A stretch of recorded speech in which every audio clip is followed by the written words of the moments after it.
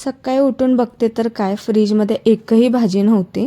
तर मग म्हटलं डब्याला काय द्यावं हा खूप मोठा प्रश्न होता. तर मग म्हटलं की गावाकडे कसं आजी बनवायची बेसनाच्या वड्या बनवायची झटपट होणाऱ्या अशा, तर तसं बनवावं म्हटलं. तर 1 वाटी बेसन घेतले, त्यामध्ये जिरे टाकायचे अख्खे, हळद टाकायची, लाल तिखट टाकायचं, मीठ टाकायचं आणि काळं तिखट टाकायचं. काळं तिखट नसेल तर कांदा लसूण मसाला टाकायचा आणि 1 चमचा तेल टाकून थोडंसं पाणी टाकायचं आणि चांगलं मिक्स करून घ्यायचं. आणि पीठ जेव्हा आपण मळतो तर जसं लागेल तसं पाणी टाकायचं. एकदम पाणी टाकून पीठ पातळ होतं, म्हणून जसं पाणी लागेल तसं टाकून व्यवस्थित मिक्स करून मळून घ्यायचं. पीठ घट्टच पीठ मळायचं, म्हणजे वड्या चांगल्या निघतात आणि चांगल्याही लागतात.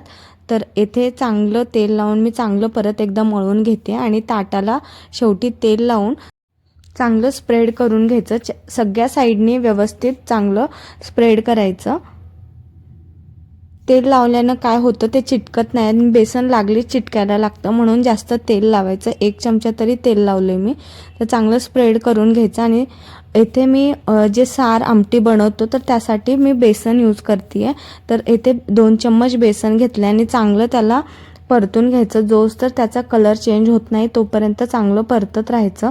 तर तुम्ही बघू शकता इथे कलर चेंज झाला. आता मी ते लागलीच काढून घेते.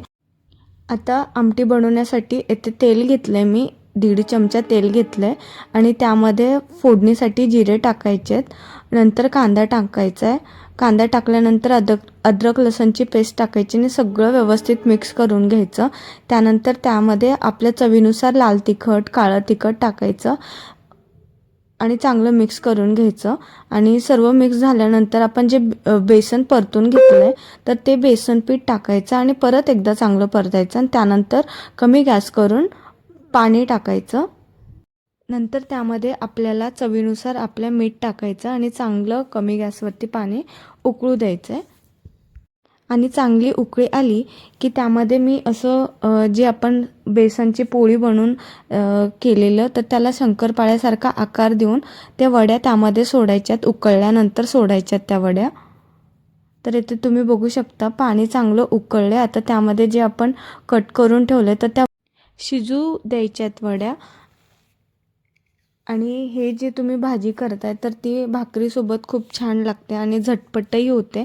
घरात जर भाजी नसेल तर तुम्ही देखील अशा प्रकारे करून बघा, तुम्हाला नक्की आवडेल. आणि आजचा व्हिडिओ कसा वाटला तर कमेंट करून सांगा आणि आवडला असेल तरच लाईक करा. भेटूया पुन्हा. चला बाय.